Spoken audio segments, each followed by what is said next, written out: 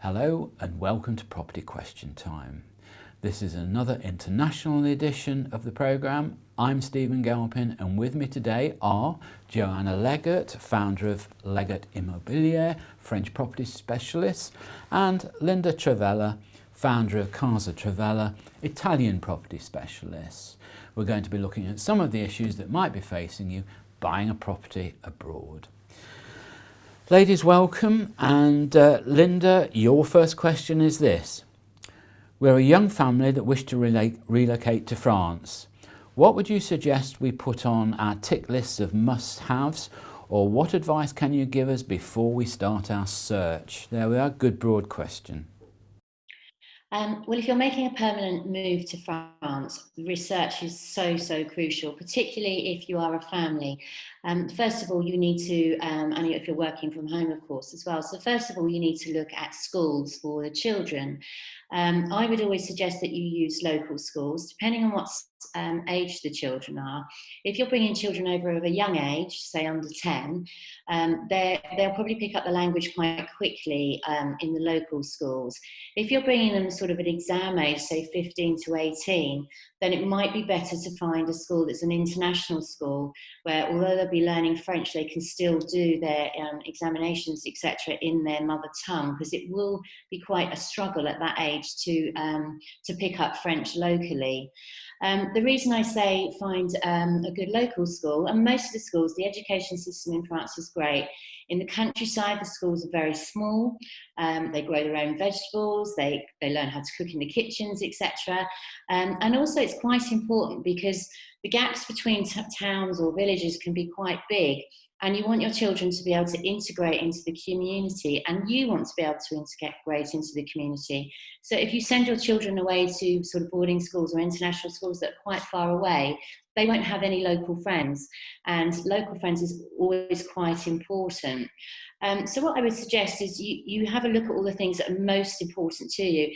Do you need, are you going to be working from home? If that's the case, you need to check out the internet speeds in different areas, because that can widely vary, particularly in rural locations where it could be quite low, and you may need high speed internet if you are going to be working or commuting from home.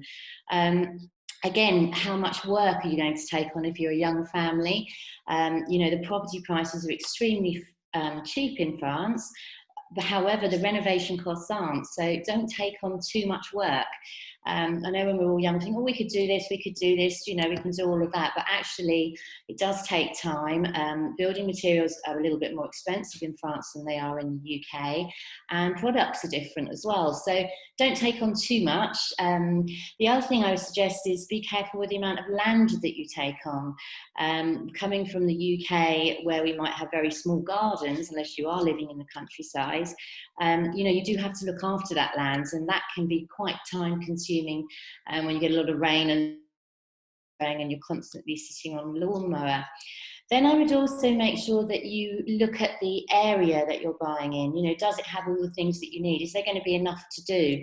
I would always suggest that you pick a town, a city in fact, and draw a half an hour circle around that city, in a city that you actually like. And then if you want to be rural, find properties that are within half an hour of a city. If you're 45 minutes to an hour away from a city, that again is very time consuming if you just needed to go into town to get some bits that you can't get locally, and you've got a 2-hour round trip. That half an hour does make it also means there's more things to do as the children grow up. They're closer to a city, they might want to go into town for the night. Other things I'd look for is your village a working village? Do people live there all year round?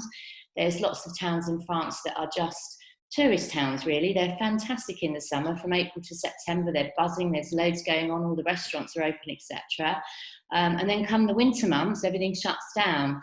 And if you're a young family and you're living in the town, you want it to be one that's open all year round, where there's lots of other young people, lots of other families, etc., so that you can integrate into the village life. So those would be my key things. Research your area, research your schools, don't be too far from a city, and also obviously internet speeds if you're going to be working from home. Joanna, this is a hugely wide-ranging sort of question. I mean, I'm sure we could talk all day on this, but thinking back to the time when you moved to France, what sort of advice would you give somebody if you could look back over that period up until now? When I first moved to France on a little bit of a whim 15 years ago. I didn't speak any French. That's one of the biggest tips I can give anyone thinking of moving to France, is to try to have, whether it's online, reading books, listening to CDs or tapes or whatever, is to try to learn the language, because Italy, where a lot of people speak English, in rural communities, they really don't speak English in France. And the best way of integrating is to be able to have a few words and be able to have a little bit of conversation with your French neighbours. And then you'll find that they really are so welcoming. But that would be my biggest tip, is the language barrier. The language barrier will stop you from being able to integrate into the community. So it's really important to try and do that. The other thing I would say as well, where a lot of mistakes, is a lot of people want to be isolated. But isolated in France is really isolated. You know, villages can be 20 minutes apart. And if you want to be part of French life, you need to be able to be nearer to a village, because otherwise, if you're isolated in the middle of nowhere, you're never going to see anybody. You're not going to be walking to the boulangerie and saying bonjour in the morning to people. You know, you are going to be out in the sticks. And we do see a lot of that. We see a lot of people that, you know, maybe spend 2 or 3 years in their isolated position and then want to move into the villages or the towns, or just walking distance, edge of a village, just so they have a little bit more life. Because, you know, in the winter months, particularly when it's quite quiet in France, it can be a little bit too isolating to be in, you know, a property out on its own in the sticks type thing. So that would be my advice: not too isolated, and to try to learn the language. Linda, moving on to your question now. I have a good understanding of the process of buying property in the UK. However, I am now looking at purchasing a second home in Italy, and I'm concerned about navigating the legal process, particularly as I don't speak Italian.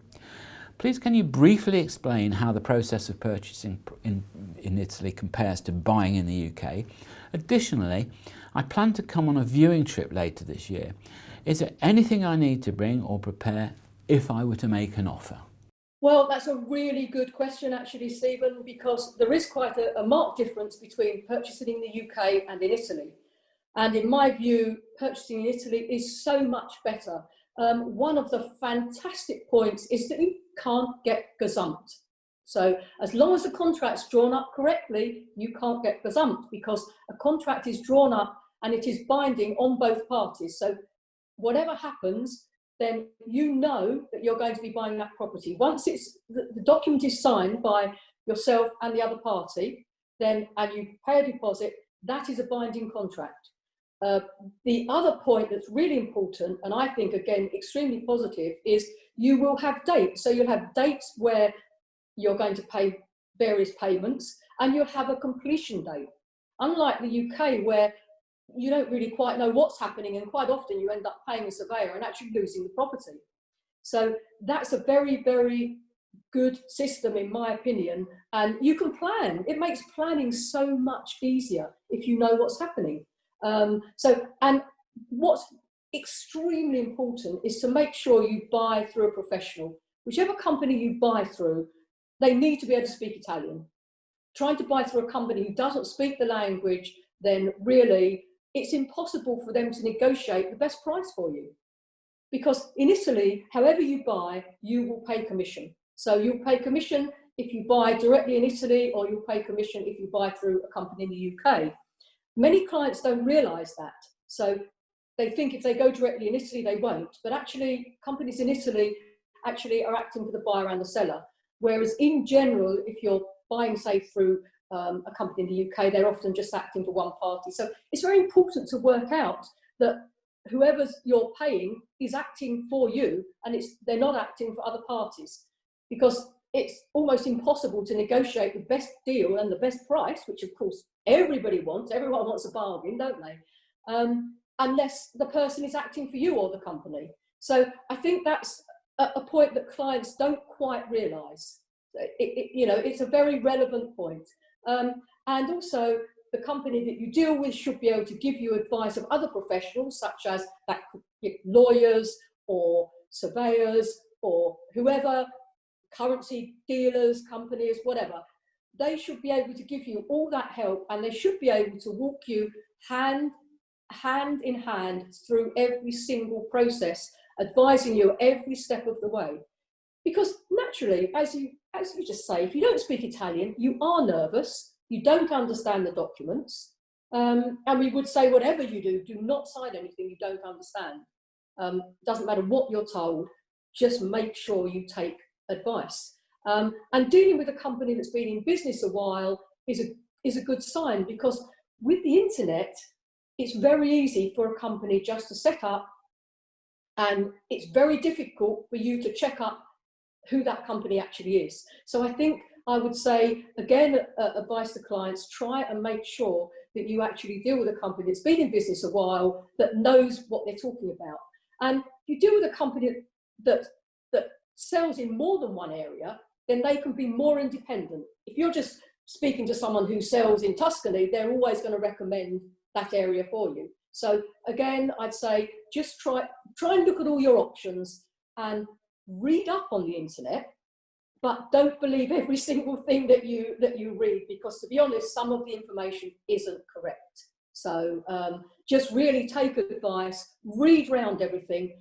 But the other thing that's very important is, once you've found the property that you want to buy, make sure you have the funds available, because once you sign that contract, it's binding. So you need to have the funds and be sure. You can't just suddenly say, well, actually, I don't fancy buying this now, once you sign the contract and paid the money. So make sure you have the funds, you know exactly where you're going, you know how much you're going to spend or want to spend, and therefore it should be a very easy process once you deal with the right people. Whatever you do, don't go to the local bar and speak to someone who says, oh, my friend round the corner, they've got a property. Yes, it's really great, because you'll end up having all sorts of problems and paying much too much in the process. Right, thank you ladies. That's all we have time for in this first half of the show. Join me again after the break.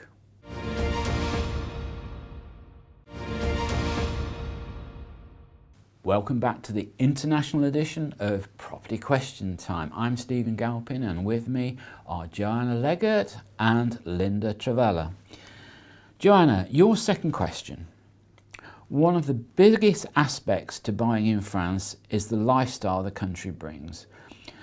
What's the current atmosphere in France right now in regard to coronavirus? Are there many restrictions? What are the protocols in place? And how do you see those changing in the coming months? With COVID, I mean, where I live in France is in the countryside. And although, yes, we're all taking precautions, we all wear masks whenever we go into a shop, we all have the hand gels, etc., to use wherever we go. The great thing about rural France, or the countryside in France, is there's so much space. So no one's on top of each other. You can go for beautiful walks, cycling, etc. We obviously have a longer in the south of France, so you're outdoors a lot more, so we're not cramming into small restaurants. I mean, obviously in cities, etc., like Paris and other places like that, are going to be very similar to what it is in London or Birmingham or any of the major cities in the UK. But I think rural French life is a much slower pace of life than it is in the UK. People have time for each other, they like to stand and chat. It can be quite frustrating if you're in a queue and the people in front of you are just having a lovely old conversation. But it is a different way of life. And I think, although we're sort of adjusting to COVID, like everybody else is in the world, and we're getting used to wearing the masks, etc., life hasn't really changed that much. I think people are just a little bit more careful. It's changed for the French is the bisous, the kisses. Because as you know, the French traditional way of greeting anyone is to kiss them on both cheeks. And I think that's the biggest change. It's now sort of the elbow kiss, and nobody's doing the kiss anymore, which is quite a shame, because that was quite nice for the French. It's really the same question for you, Linda. Are there many restrictions in Italy? What are the protocols in place? And how do you see those changing in the coming months? I suppose effectively what's being asked is it safe to visit Italy at this time? I think Italy is being very sensible, and if it thinks the protocol needs to change, it is changing it.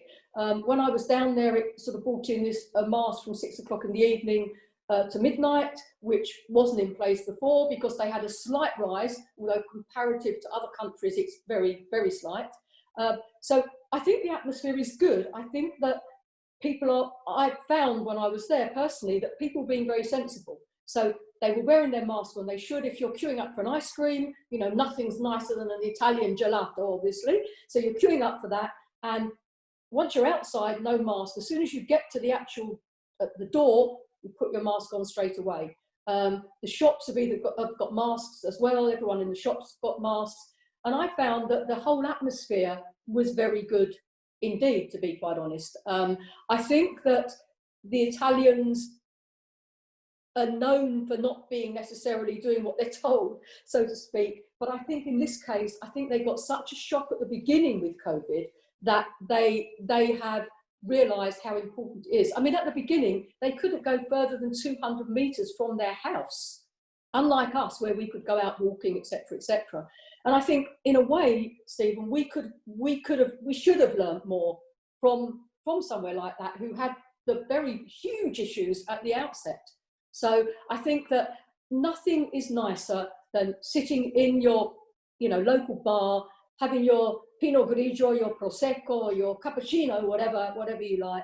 And I find that particularly outside, the atmosphere is absolutely lovely because everyone's just sitting outside, generally in the sun. So I wouldn't give any advice to people who say, oh, don't go, the atmosphere is not very good.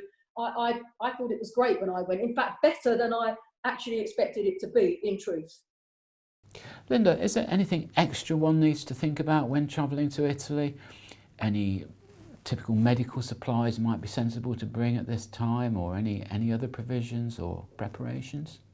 I think you need to plan your trip a bit more than you did before in terms of some of the, like for example, some terminals are closed, and in Italy, I mean in the UK too. So I think you have to look at what you're, planning. But I'm finding that flights are great value. I mean, I think I've just booked to go again actually in October, and I think the whole cost for a return flight was £56. I mean, it's amazing. And why wouldn't you want to go at that sort of price? Go out there, have a look at the property, enjoy the fantastic lifestyle. And there is just so many aspects of Italy that are amazing, whether it's culture, whether it's country walks, whether it's windsurfing, hiring a boat on Lake Como, whatever. There's so many aspects that are amazing. I would say two things to take into consideration on travelling. One is when you arrive, you have to fill in a form, and that can mean a little bit of a delay. So expect your journey to take a little longer than it would do. And coming back into the UK, you do have to fill in a form which you can do online, and I would strongly recommend you do it online. Don't do it at the airport. Try to do it at the airport. So you fill in, that's for UK immigration, and that somehow gets attached to your passport, which means when you come into the UK, you can come in very easily. And that has to be done, it's either 24 or 48 hours before you travel. So you can't do it a long time before you travel back home into the UK. So I think expect your journey to take a little bit longer than it would have done. And of course, it's a little bit more tedious. We wouldn't be telling the truth if it wasn't, because you've got your mask. And what they're doing also on board flights is they're letting you, when you get off, they're doing it row by row. So you don't all stand up, everyone has to sit down. So it is very organised. Okay, Linda, just to wrap up, what do you think will be the main changes to the Italian property market after December, after we've exited Europe totally?